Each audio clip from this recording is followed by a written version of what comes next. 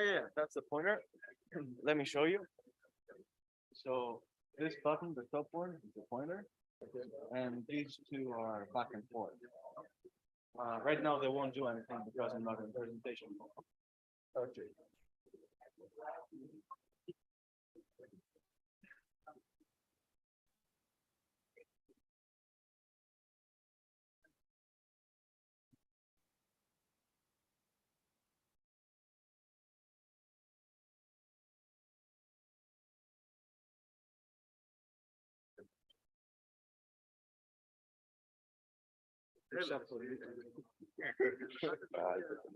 So it's 40 minutes talk and then 5 minutes question. I try to I'll try to be shorter than that. Oh, And it's rather technical, so I mean, I don't want to bore people with this. anyway, later I have some question about unimodular clarity because you seem to be an expert on that. You will give some talks as I remember. All right, that's true. The second statement is right. The first one is not true. Okay, exactly. Yes, okay. But I am looking at the project, and I will not.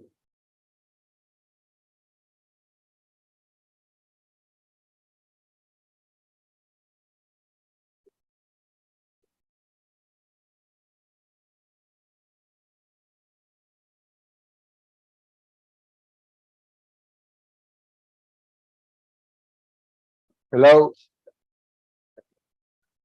Okay. Okay, now I should let me.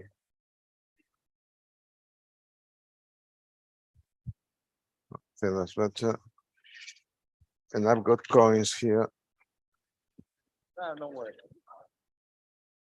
Okay, so I think I'm ready now.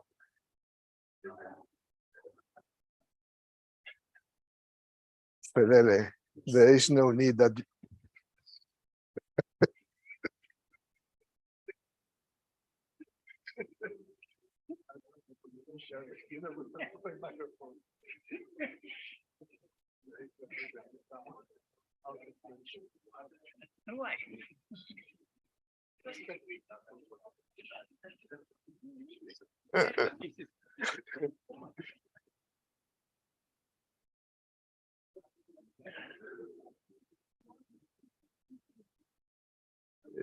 Could you please Yes, I do share the screen.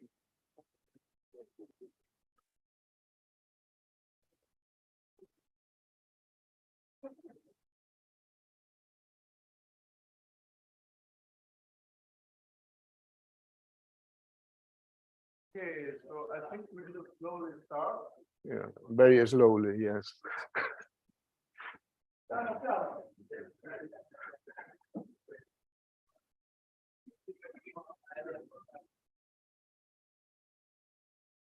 Okay, so now this is the pointer. Okay. Yeah.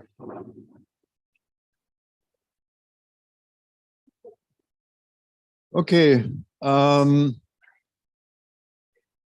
So yeah, it's a pleasure to introduce our next speaker, Carmelo Martin, coming all the way from Madrid, and he will talk about UV-IR mixing and non-commutative gauge theories defined using the Seiberg-Witten map.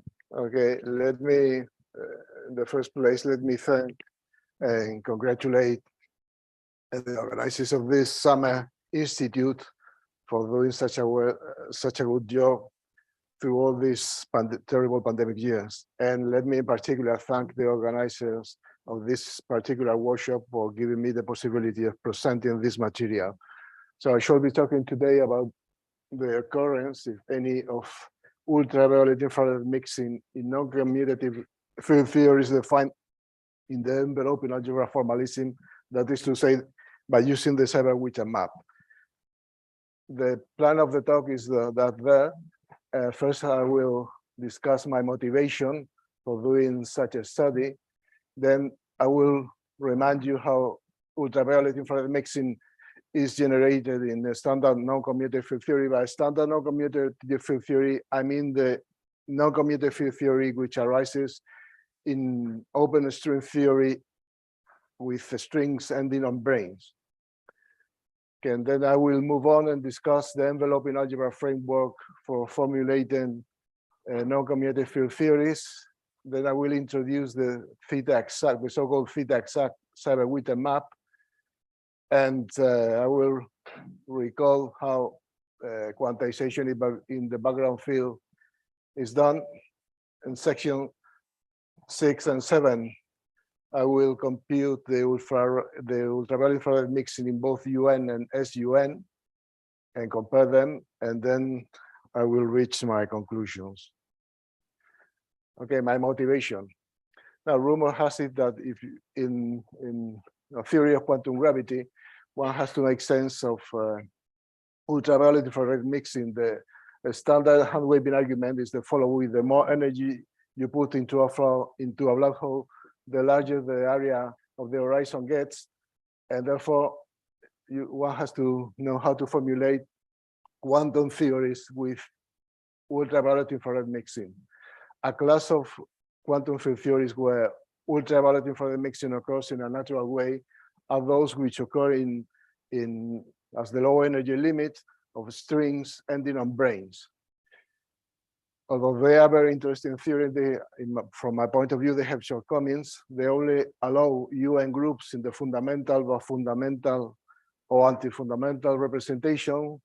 They come with extra UN ones not detected so far in the accelerators, and therefore they do not allow the formulation of theories with SUN Lie groups or SON Lie groups, and therefore there are no gaps. And in addition to that, those theories do not support particles like quarks with fractional charges. Now, to formulate gauge theories, non-commutative gauge theories or non-commutative space-time for arbitrary gauge groups and arbitrary representations, the only known formalism, at least the only formalism I know of, is the enveloping algebra formalism, which takes advantage, which uses the Seiberg-Witten map. Non-commutative version or versions of the standard model on non-commutative space-time and GATS on non-commutative space-time, and in addition to that, non-commutative gravity theories have been formulated using this formalism. That's you may find my particular choice, very particular choice of references, and I think those are interesting theory. And it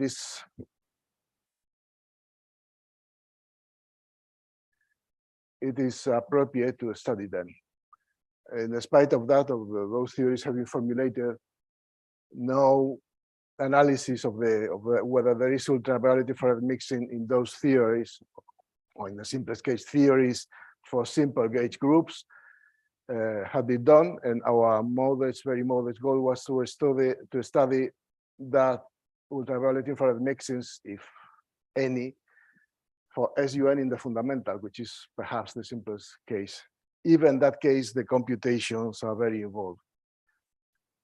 Now, let me remind you how the ultraviolet infrared mixing occurs in non-commutative field theory. In non-commutative field theory, in the standard one meets Feynman integrals like this, where this integral, when you see this exponential to 1, this is ultraviolet divergent. Now, this exponential acts as a regulator of the ultraviolet divergence, but if this p tilde here is different from 0, okay, then you may compute, at least conditionally, that integral, and you get a finite answer. Of course, when you send after computing the integral p tilde to 0, then you get infinity. So the ultraviolet divergence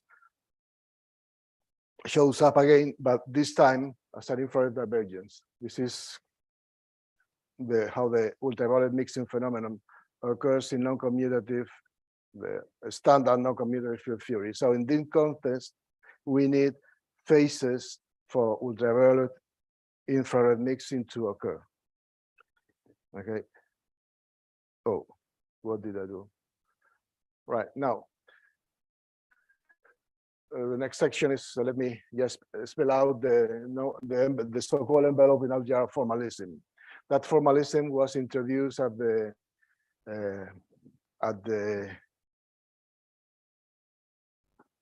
beginning of the current century by Schieri, Giuccio, Mador, Schub, Bess, and collaborators in various combinations. Now, the formalism goes as follows. The classical action is a polynomial with regard to the star product of the non-commutative fields and their derivatives, and that action is invariant on the non-commutative gauge transformation. Now, the non-commutative gauge field is a function of the ordinary fields and the non-commutativity parameter, and that function satisfies the so-called Seiberg-Witten equation, which in the BRST formalism are here. Let's discuss this one. For instance, the non-commutative via S transformation, which is defined down below, is this here, of the non-commutative gauge field is to be equal to the ordinary via ST variation of the non-commutative gauge field as a function of the ordinary field. Now, the Seiberg-Witten maps is a solution to those equations. The via ST formalism is very convenient for solving those equations and apply all the via ST techniques and not solving those equations by brute force. Seiberg and Witten solve those equations by brute force in perturbation theory of theta mu, but that, as we shall see, would not do to obtain ultraviolet infrared mixing. Okay, now some comments. The action is just more or less a straightforward generalization of the ordinary Jamil action. This is the field strength. And by construction, gauge orbits are mapped into non-commutative gauge orbits. This is actually the physical content of this equation here, of this Seiberg-Witten equation. Ordinary gauge orbits are mapped into non-commutative gauge orbits. This has to be so because the content of a gauge orbit is physically irrelevant. Okay, now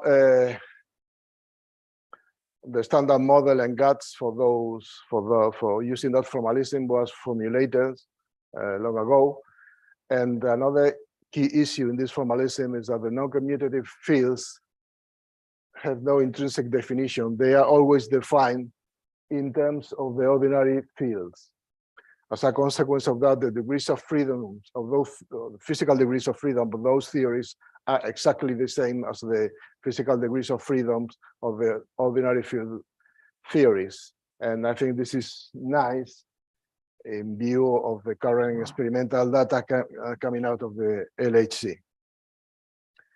Now, we have to quantize that theory. And then to quantize that theory, we use the standard path integral formalism, because the physical degrees of freedom are carried out by the ordinary fields. What we have to do in the path integral is integrate over the components of the gauge field, ordinary gauge field, in the basis of the Lie algebra we are using. Now, Seiberg-Witten, when they introduced the Seiberg-Witten map in the UN case, they consider the Seiberg-Witten map to be of a formal series expansion in the non-commutative parameter theta mu nu. So when everything started, the Seiberg-Witten map was understood as a formal series expansion, power series expansion in the non-commutativity parameter theta mu nu. So as a result of that, because we are expanding in powers of theta mu nu, we will not have ultraviolet infrared mixing. So we have to find another way of computing the Seiberg-Witten map when all the powers in theta mu nu are taken at once. And this can be done by solving the Seiberg-Witten map equation in perturbation theory of the coupling constant, which is nice because we can do perturbative computations, standard perturbative computations in quantum field theory in terms of the quantum of the coupling constant by using standard methods in field theory. Okay, now I have to introduce what I mean by theta exact Seiberg-Witten map. Now what I shall do is expand the non-commutative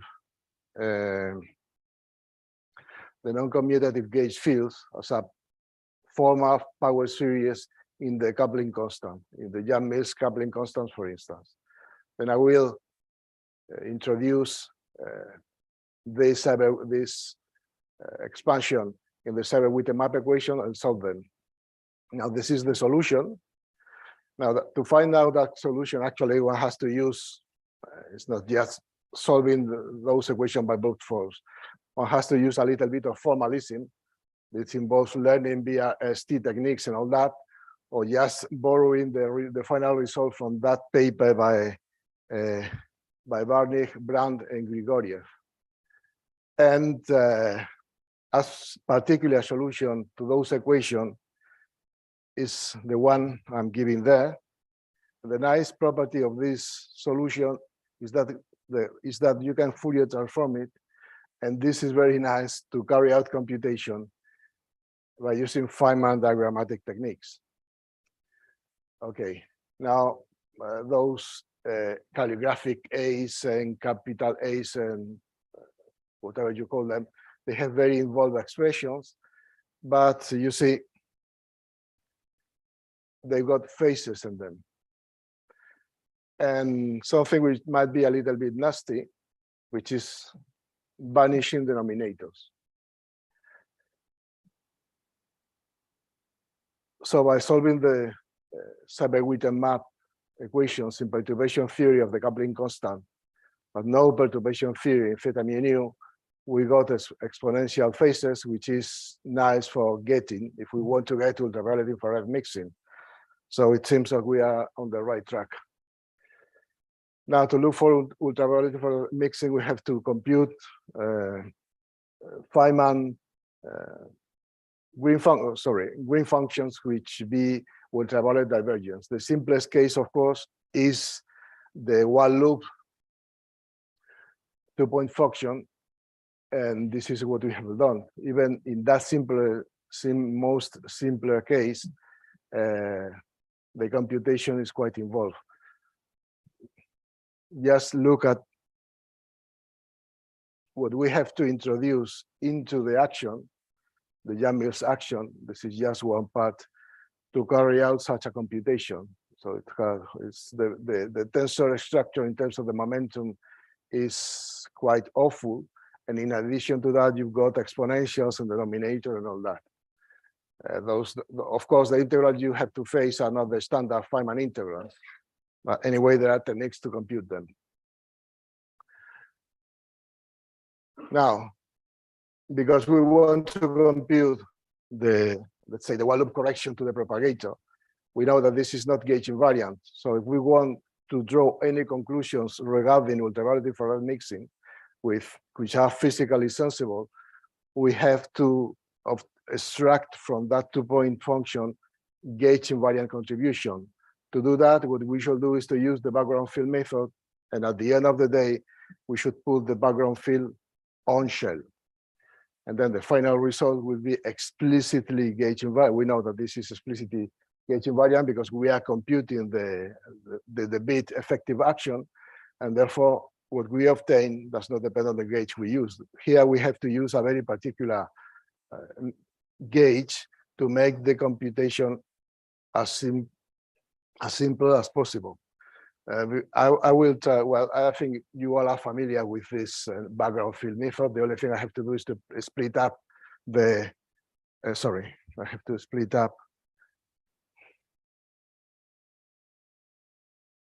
the ordinary field into parts, the background field and the quantum field. I will integrate in the path integral over the quantum field. Now, this splitting introduces a further splitting of the non-commutative gauge field. This is the non-commutative gauge field.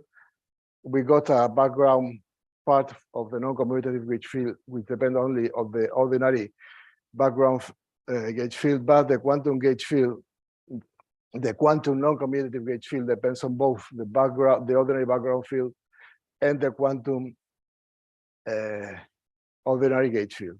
Now, there are, to quantize the theory, I shall use again the BRST formalism, which is most appropriate, and those are the BRST, ordinary BRST transformation in the background field formalism, and those BRST transformation through the Seiberg-Witten maps introduce those non-commutative BRST transformations of the non-commutative gauge fields. Okay, so now this is the background field effective action, which is a function of B. Okay, and that can be computed. One integrates over the ordinary quantum fields. Okay, so the ordinary quantum fields carry the physical degrees of freedom, and the action is the Yang-Mills action with the background field splitting, and one has to add a BRST exact term so that the path integral is well defined, at least in perturbation theory. So this is the simplest choice for BRST contribution, exact contribution, and this is very appropriate for carrying out this computation in the UN case, when the UN theory we are considering is what I call a standard non-commutative field theory, and recover the infrared mixing, ultraviolet infrared mixing I mentioned at the beginning. Okay, let me compute the ultraviolet mixing or recompute for UN in the fundamental. Now,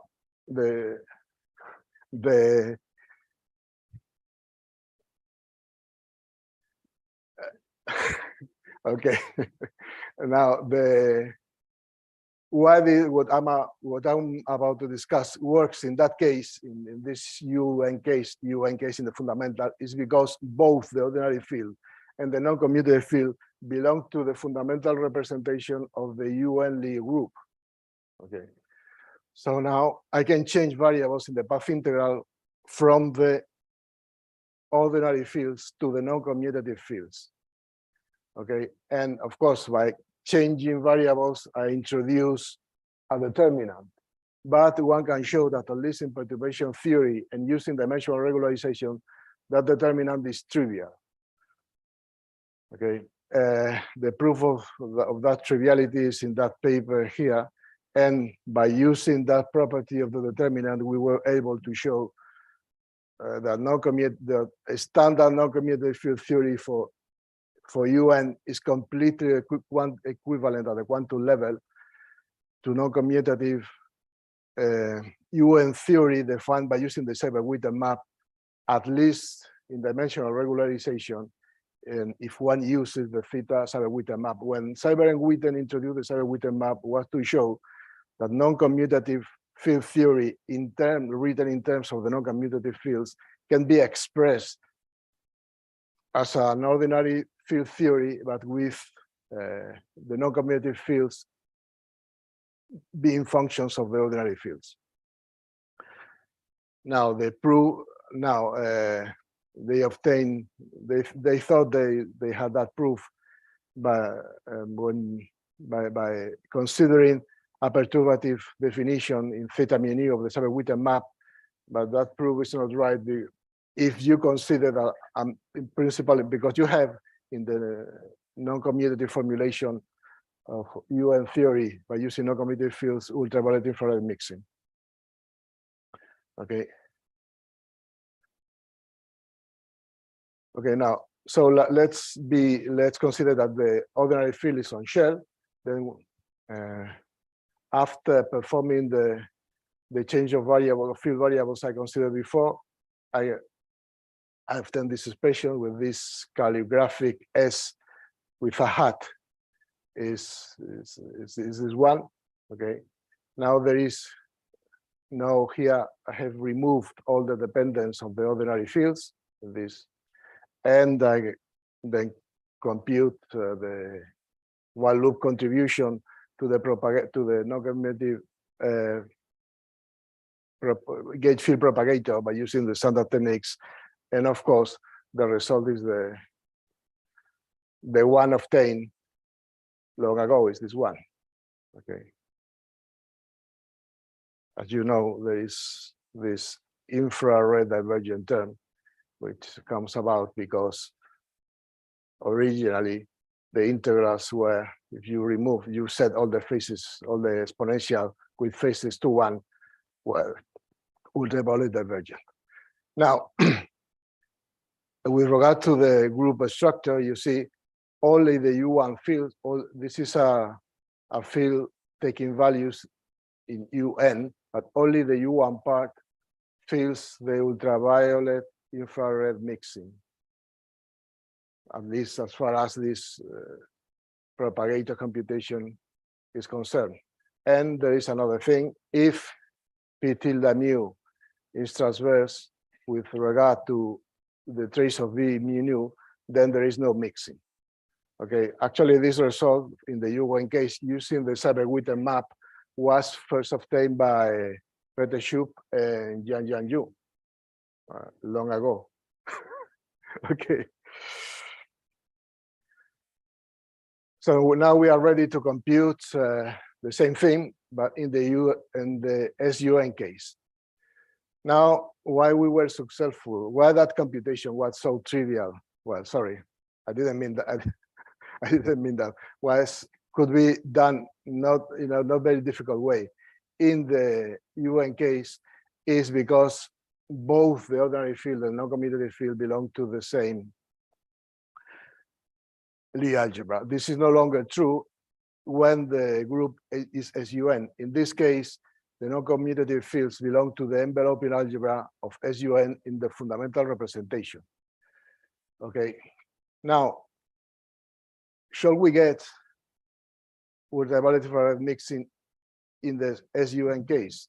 If things were to develop as in the UN case, the answer would be no, because in the SUN case, there are no U1 degrees of freedom.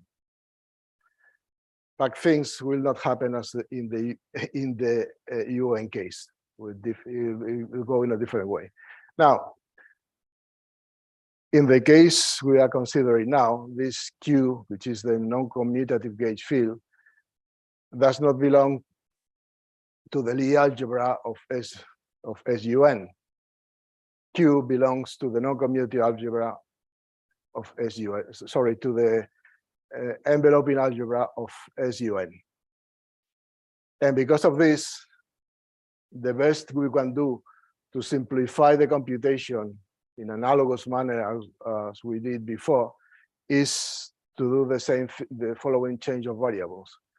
Okay, we change for the ordinary variables in the path integral, we change from the ordinary field variables to these new ones which involve the non-commutative gauge field, but it is the trace of Q mu with the basis of the SUN Lie algebra. Okay.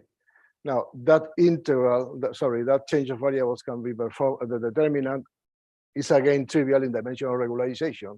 By doing that, you remove many dependencies of the action in the Seiberg-Witten map, but not all. There are plenty of them which survive this change of variables. Unlike in the previous case, when we change variable like this, then you remove all the dependence on the Seiberg-Witten map of the classical action. Okay. So doing the change of variables I just mentioned, we do have to compute this path integral here. So you see there are plenty of terms, and the information regarding the Seiberg-Witten map are in this A's here. Those A's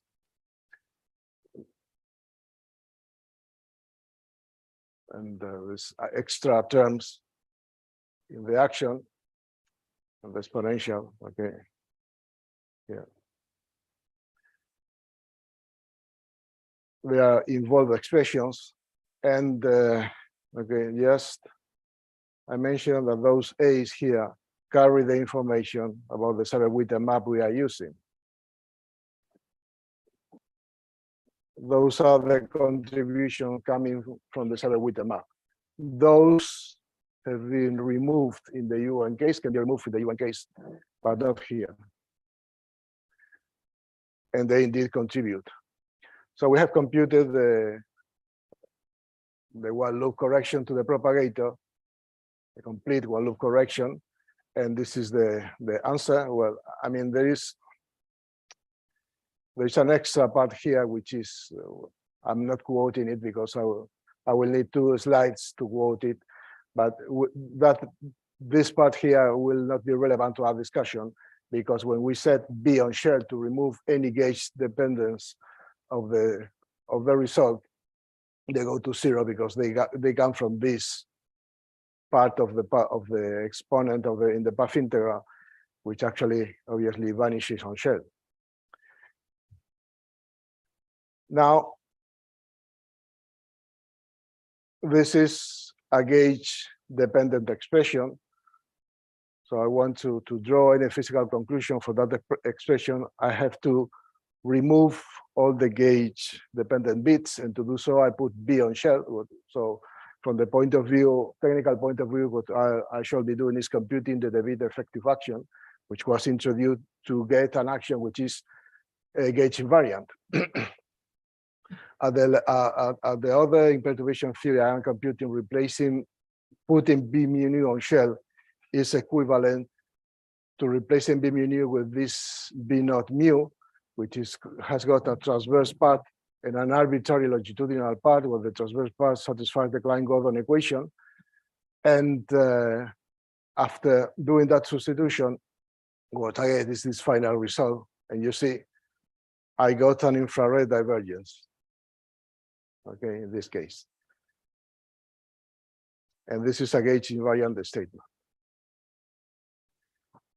Yes, okay. Now someone might really say, okay, you have obtained a singularity when P tilde goes to 0. But why don't you say it comes from ultraviolet infrared mixing?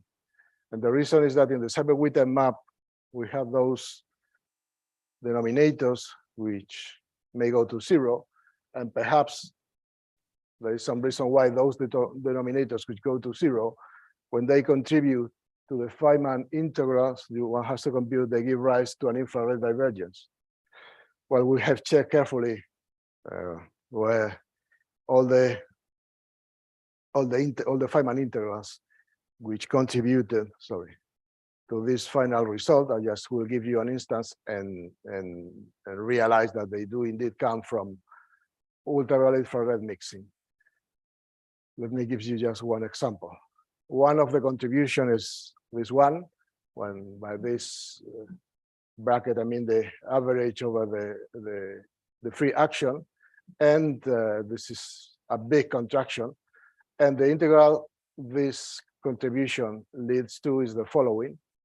Now, you see, when this quotient is such that the argument go to 0, this goes to a constant. So there cannot be a divergent contribution coming from the integration region here where this goes to 0. So the only possibility is that it comes from the fact that those exponential cut off the ultraviolet divergent behavior of this integral without the exponential phases. Okay, so indeed this is an ultraviolet infrared mixing phenomenon. Now I think it is time to compare the SUN result with the UN expression. Both are 1/n corrections. Ultraviolet mixing goes away when n is tend to infinity in both cases. But the group structure is quite different, of course. In this case, is the trace of two background fields, whereas in the UN case, it's just Okay, plenty of time. I'm about to finish. Whereas in this case, is just the square of the trace. Okay, so in the SUN case, gluons indeed fill, as far as this computation can shows, fill ultraviolet infrared mixing. And in the UN case, gluons, what you may call gluons, do not fill ultraviolet infrared mixing. It is photons, because there are no photons in the SUN case. So finally, I come to the conclusions. I promise you that I will be short. And so our conclusions is that when one uses the Seiberg-Witten map to define gauge theories on non-commutative space-time, there is indeed ultraviolet mixing, which is good if you think that ultraviolet infrared mixing should be a key feature of non-commutative field theories. But SUN and UN are quite different as gauge theories on non-commutative space-time, as I just showed you in the previous slide. Now, there is an open problem. Kenneth Wilson taught us how to define quantum field theories which have no ultraviolet infrared mixing in them. This is the normalization group, and that leads to the effective field theory formalism and all that. But we don't know yet how to define properly non-commutative, quantum theories having ultraviolet infrared mixing. So this is all I wanted to say. Thank you very much for listening. Thank you very much. So we have time for questions. Yes, Mal.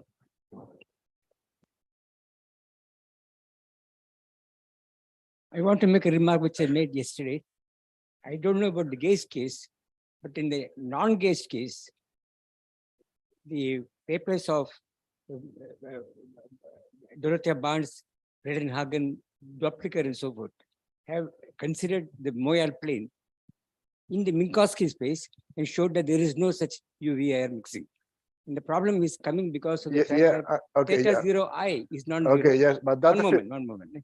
Theta 0I is not zero. So reflection positivity is lost in the functional integral approach. Okay? So there is no, now they have published a paper or told us about a paper where they have developed perturbation theory to all orders in Minkowski space, along with renormalization. I think a group of them gave a talk in Kolkata 2 years ago. Okay, so I don't know. I mean, they were very upset that their papers were getting ignored by the people doing this line with Euclidean functional integrals. Is extremely formal. You can already see from Brinjaffe book that you need reflection positivity to make any sense of the theory as a quantum field theory with a Hilbert space. So what is Hilbert space here? No, So I don't understand. No, there is something I have no. Sorry, it was a little bit sloppy. Here, mean by non-commutativity, I mean space-space non-commutativity. Time is a commutative thing, so I don't think there is any problem with reflection positivity. Sorry about that.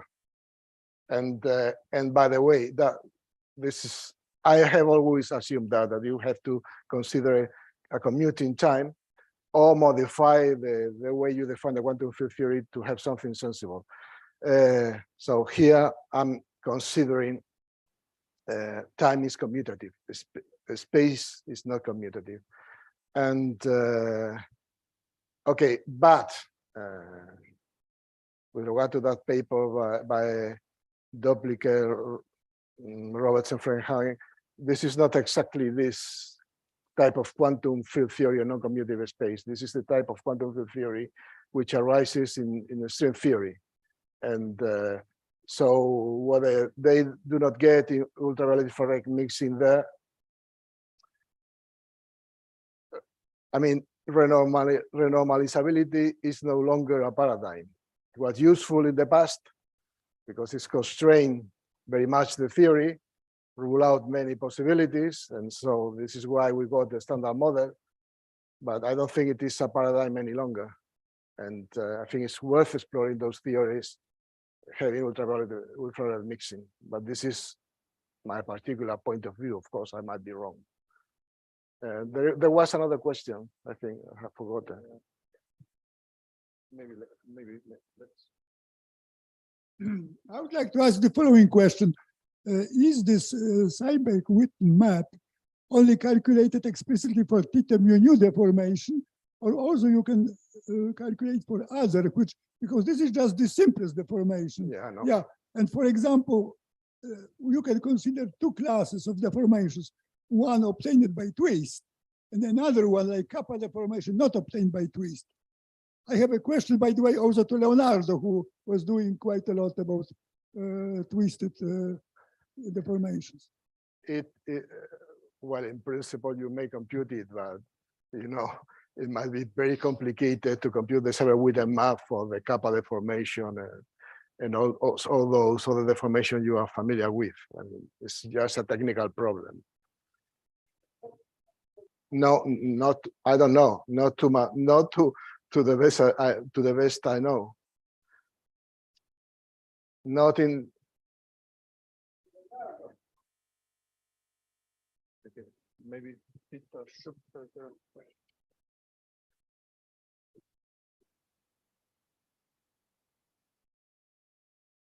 Thanks for a very clear talk and very impressive computations. I've got a question. You said that we, Unfortunately, this is only the only thing I can do. So I've got the question regarding the gluons. So you say they don't feel the UV-IR mixing in the UN theory. That's kind of surprising, right? But because you would expect photons and gluons to feel the UV-IR in UN. In UN, no. If I think of Well, SUN I mean, as being UN no, without I mean, photons. if you consider all the green functions, gluons may feel the ultraviolet infrared mixing, but not in this particular example of the tool of the one loop. But this is gluons. The propagator is not affected of the gluons is not affected at one loop by ultraviolet infrared mixing. Only the photon part of the propagator.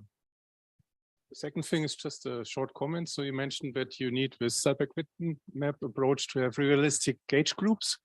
But there's a second reason, right? In order to be able to write down Yukawa terms, you need this hybrid Seiberg-Witten things. Right. Okay. Yeah, there are many questions. Should we ask some? Yeah. Okay, some brief more comment. Just a clarification. How does this, we know, I mean, Sachin also was there, I think, that the DFR model, the duplicate Fredenhagen-Roberts model, has now been quantized perturbatively to all orders by the Rome group. Rome group probably with 20 bands, okay? And they are given the renormalization. So this without theta 0 I being 0, so you have no problem of reflection positivity. Yeah. How does it compare with their work? Looks similar to me, except for the gauge field. No, but first of all, if I recollect rightly, the model is Lorentz invariant, which is their model is gauge invariant, Lorentz invariant. It's Lorentz invariant. This is not. Oh. Lorentz invariance is explicitly broken by this theta mu nu. So it's not the same thing.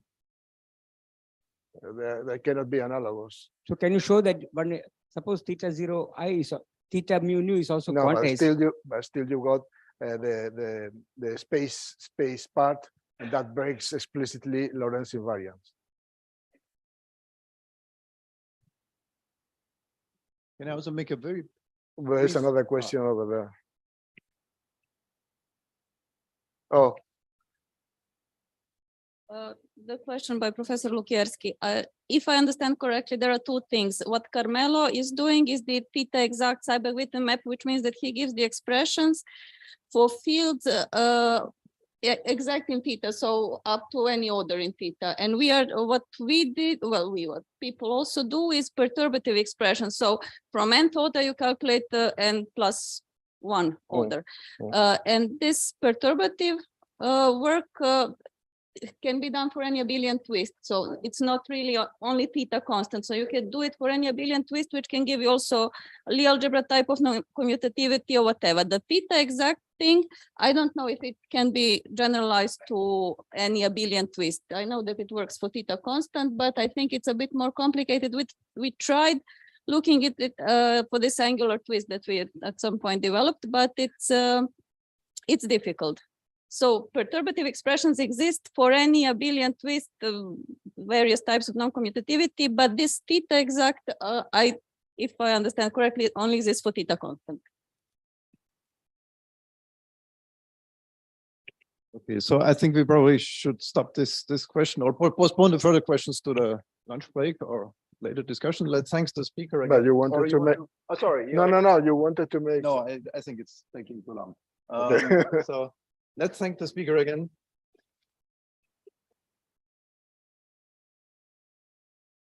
And we have one more talk this morning. I got rid of the microphone with me.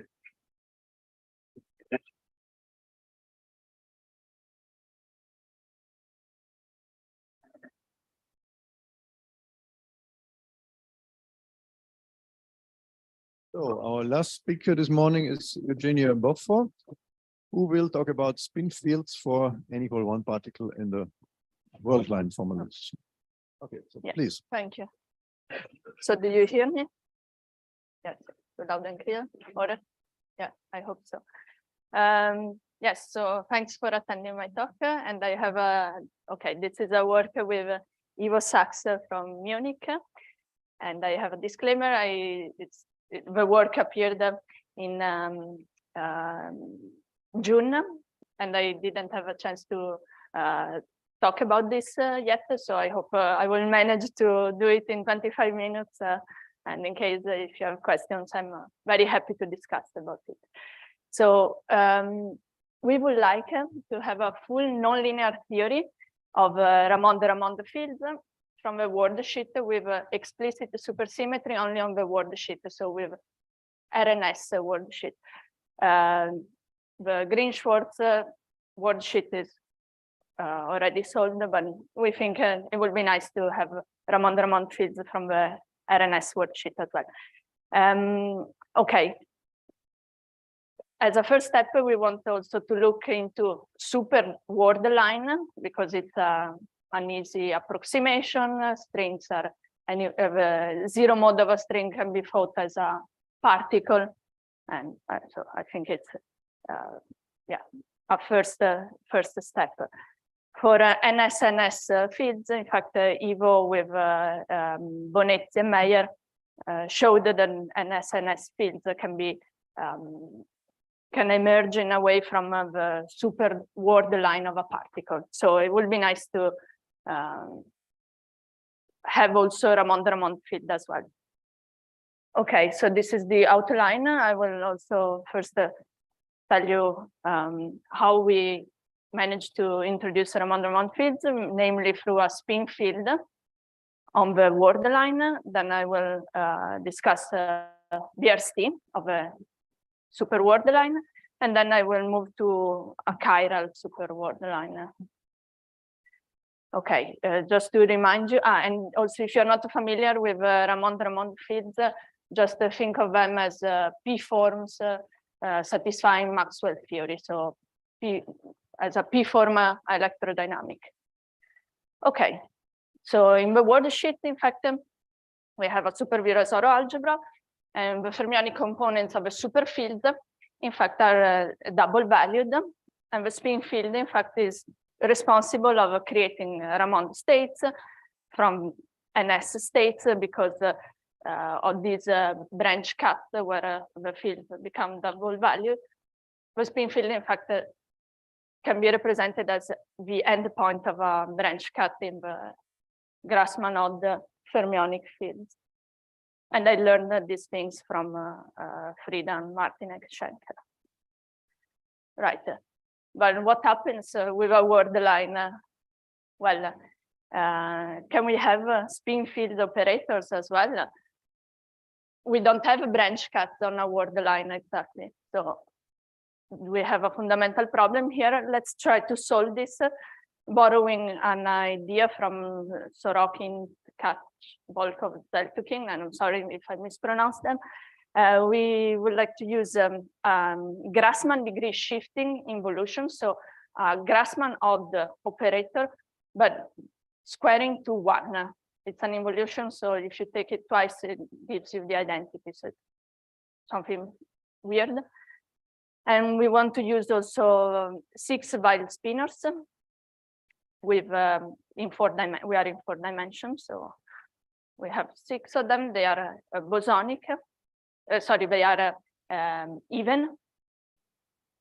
And we have a product also that induces solely these commutators. We don't want more commutators. In fact, this is not going to give you any Lie algebra. It's just a product, 6 Weil spinors, degree shifting involution, and these commutators only, plus the chiral, anti-chiral counterpart. So namely, theta and epsilon can be thought as conjugated to lambdas. We have 2 conjugated variables to lambda. Lambda commutes with a degree shifting with this arrow, and lambda commutes with itself for different spinorial indices. Good. So this is our ansatz, our idea. And in fact, this can describe the algebra of observable of a super worldline, which is this one. So X mu, P nu, and the Clifford gamma matrices. But in particular, we can represent the gamma matrices using the Pauli matrices and these Weil spinors in the following fashion. We need also the Grassmann degree shifting operator because they have to be odd. The gamma matrices are odd objects.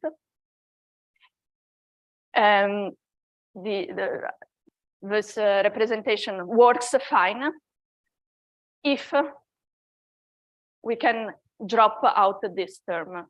So in a sense, we are also fixing the representation space as well at the same time, while defining the gamma matrices in this way. And then using the algebra that I've shown you, let's call it algebra, the commutators I've shown you before. Okay, so the projector is fine. This is some sort of Euler vector field, let's say, counts the amount of theta and anti-chiral theta twiddle, because lambda can be represented as a derivative with respect to theta because of the commutators that we have. And unfortunately, there is a correction, but if we fix the representation space, the correction vanishes. The only condition that we need to impose on the representation space is that the iterated adjoint action of lambda and or lambda twiddle kills every state in our Hilbert space. Okay, fine, let's do that. What do we get? So our states are created, then we decided to create them with theta, epsilon, theta twiddle, and epsilon twiddle, these Weil spinors. For one particle, we can create these objects, these states. We can also create 2 particle states in this particular way. Notice that we can always shift the parity of our constant vacuum with a Grassmann degree shifting operator. Fine, and we can also go on and have more particles in our Hilbert space, but let's focus on these 2 instances. Okay, now the question is, do they represent well, first Ramond fields and then Ramond fields in the case of 2 particles? Can they also couple to background Ramond fields? We can answer this question using Bierstein cohomology.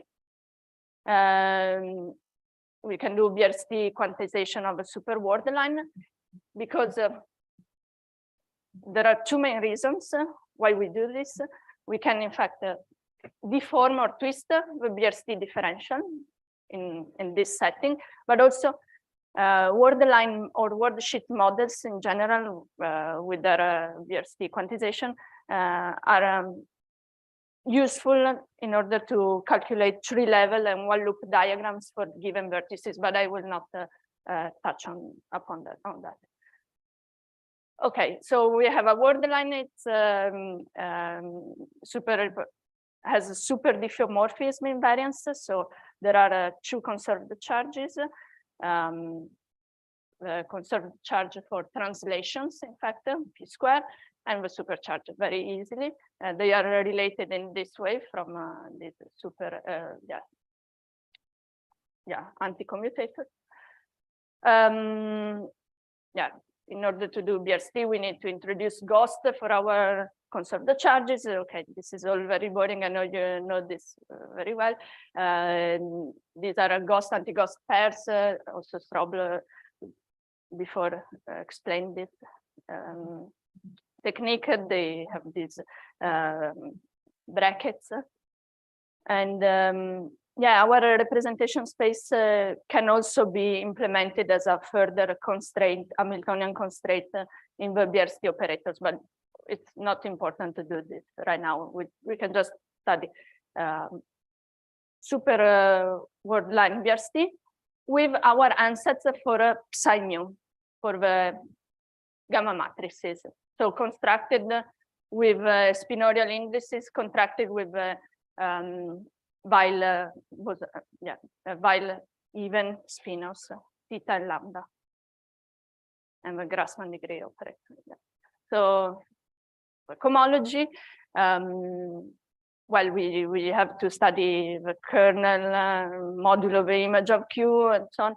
We can choose a certain polarization for the ghost. It's our choice, like in like this way, and then gamma and C ghost becomes creation operators on a constant vacuum. We need to extend also our Hilbert space in order to consider the ghost, and what we have just to be careful. We can define states in this way with the gamma ghost and the C ghost, which is fermionic, so just one is enough, which square to 0 otherwise.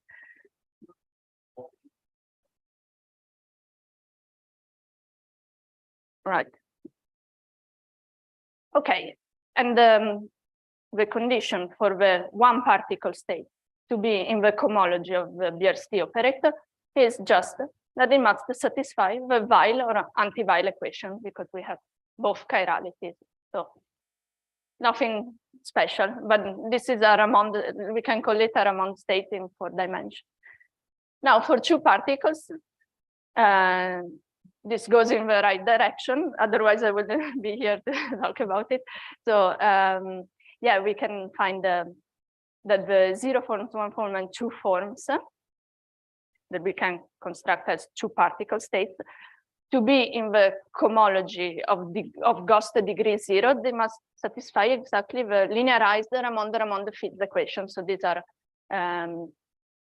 equations for p-form electrodynamics in 4 dimensions. We just have 0, 1, and 2 forms. Actually, these are already the field strengths, and we are also, we have to drop the scalar, the f, the 0 form, but other than that, it's all good. And okay, of course, this is quite intuitive. Delta here symbolizes the codifferential, and the star is the Hodge star. I want also to stress that we don't have eggs.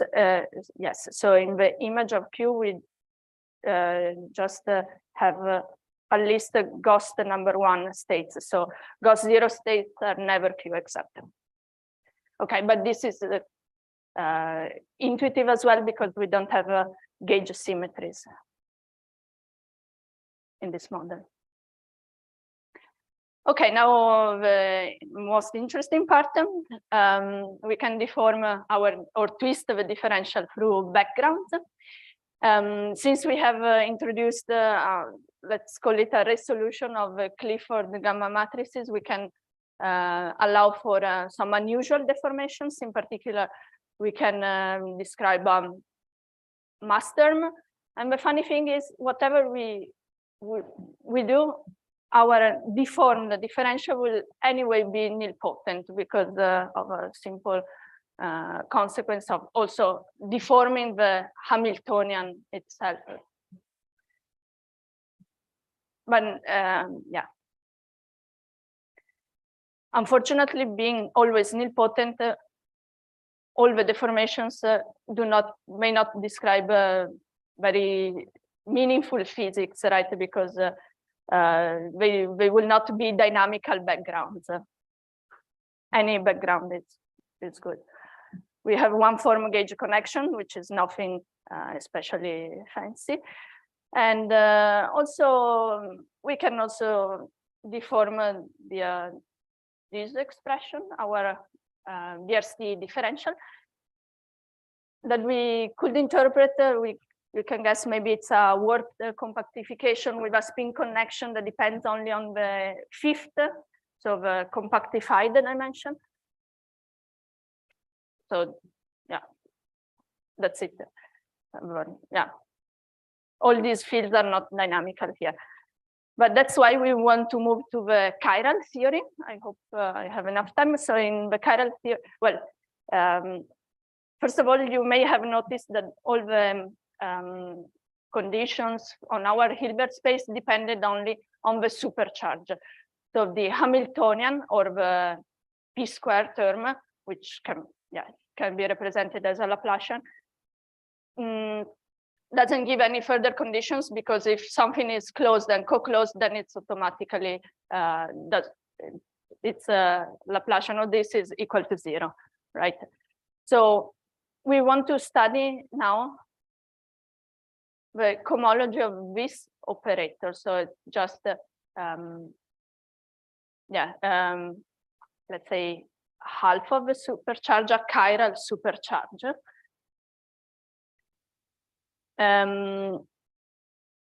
Previously, we have a chiral and antichiral sector. Now, studying this chiral supercharges, sending the antichiral sector directly in the kernel without other dynamical conditions. Yeah, and as I said, okay, this is going to yield an equivalent cohomology, at least in Gauss degree 0, right? Because yeah, as I told you, the Laplacian doesn't play any role once we satisfy the condition from the supercharge in the cohomology of the worldline. So now this is not anymore a worldline theory, but just a differential, and we want to study its cohomology on the same representation space that we had before, same Hilbert space as before. In fact, yeah. So the cohomology is equivalent for one particle, two particles, and so on, in Gauss degree 0. Obviously, because here we don't have other constraint, other Hamiltonian constraint. Okay. So this is maybe a bit technical, and I just want to tell you that the antichiral sector. So these are the antichiral, one particle in the first line and two particles, so antichiral anti-Weil spinor, two form, and antichiral one form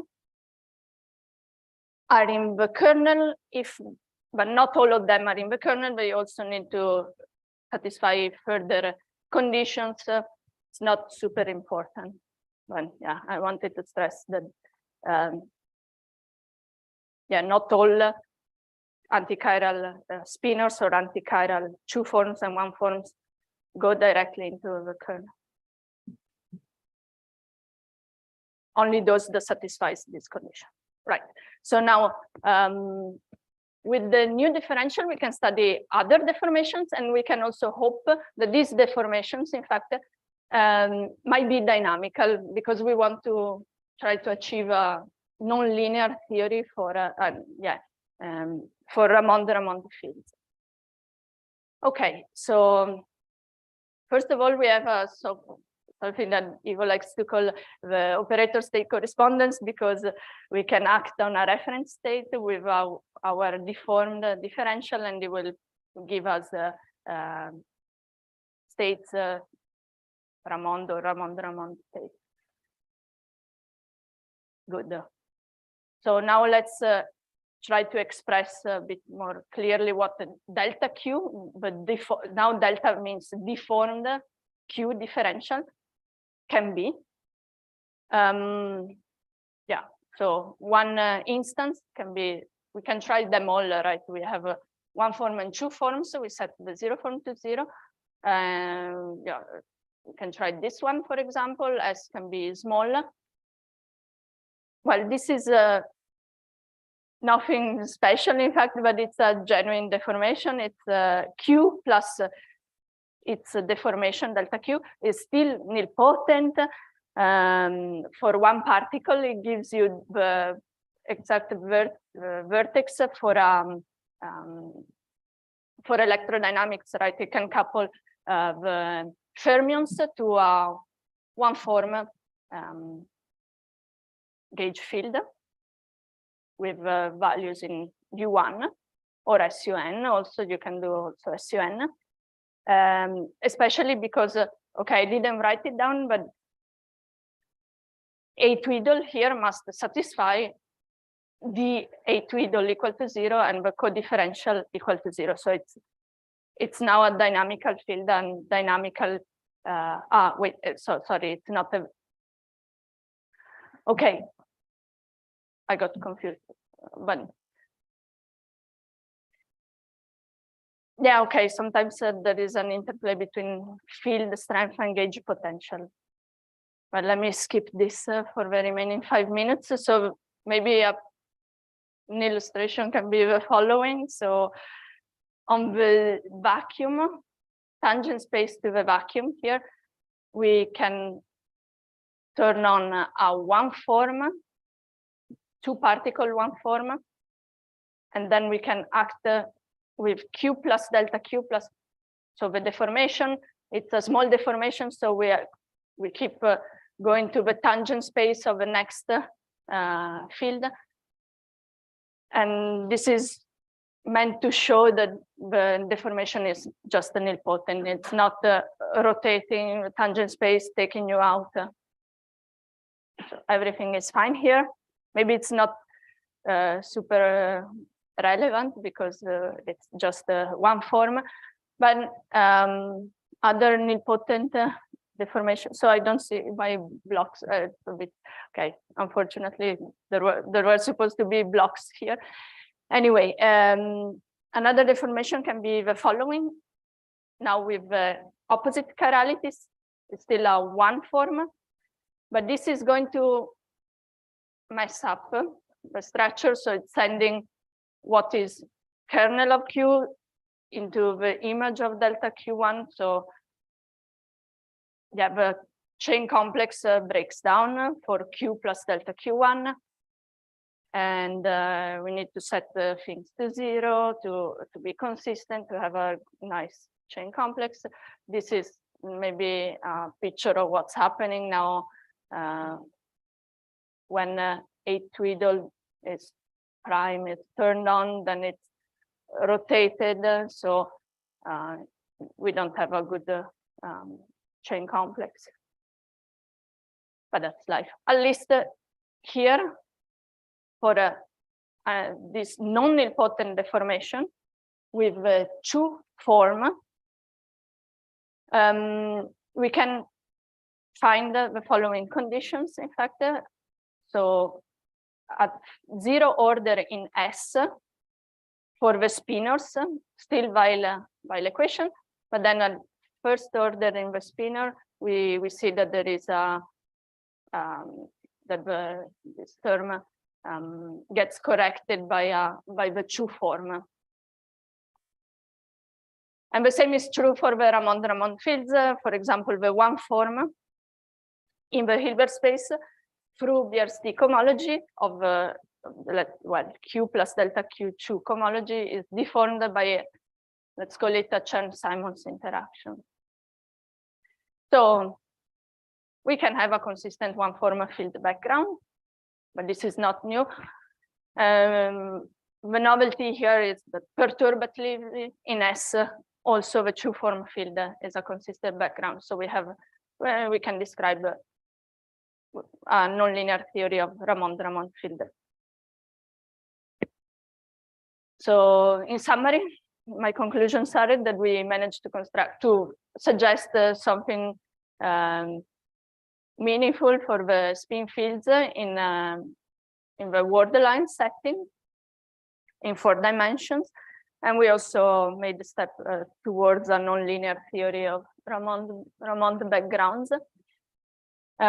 Future work will be to study the 10-dimensional worldline to make more contact with a string case, and then from that we will be able probably to discuss the worldsheet theory, especially I think yeah, it's quite close to the pure spinor string of Berkowitz and ambi-twister string as well.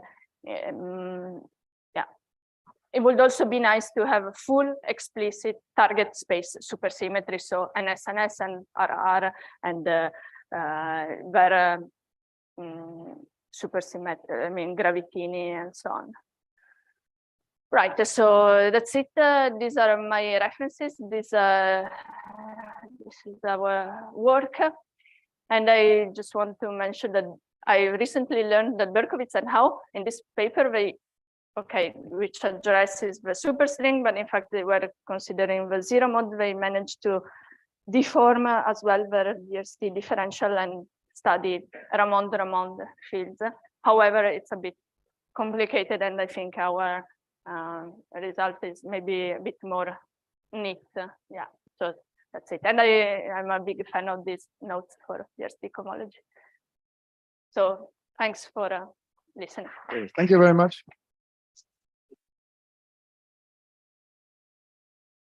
Other questions? Yes, please.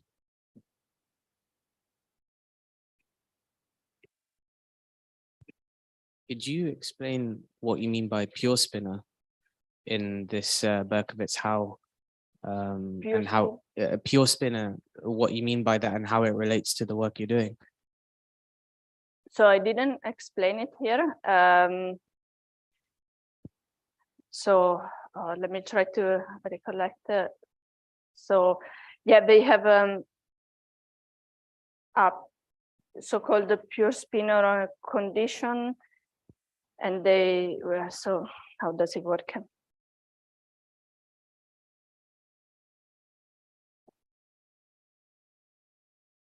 So it's a model with additional condition. One is called the pure spinor condition. They have 10-dimensional gamma matrices, but when you contract the spinorial indices with the spinors, then you must set the sum of the components to 0 in a sense. And then of this model, you can, yeah, I'm not always entirely sure of what their invariances are. So sometimes they have ghosts that become constraints, I mean, and so on and so forth. But yeah, that's the point. They are anyway doing BRST over a model, from a model, and yeah, they can deform their differential with these backgrounds, the backgrounds that they want.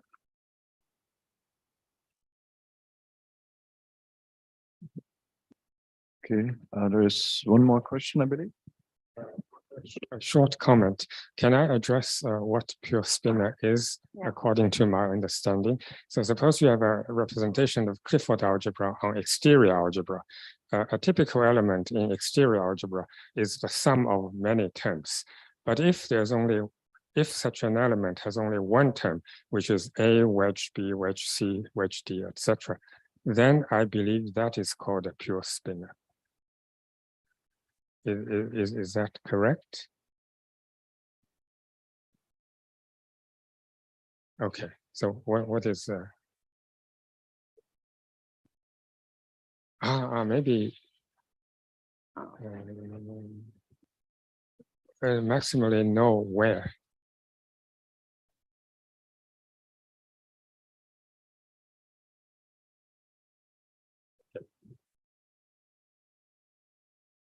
Are there more questions? I don't see any. Okay, but then I think we forgot one short announcement concerning the fact that there are no lunch packages today, but it's too late anyway. So, right, or is there something else that we should? Okay, all right, so then, well, let's close the morning session. Let's thank our speakers again, and we'll see you then in the afternoon.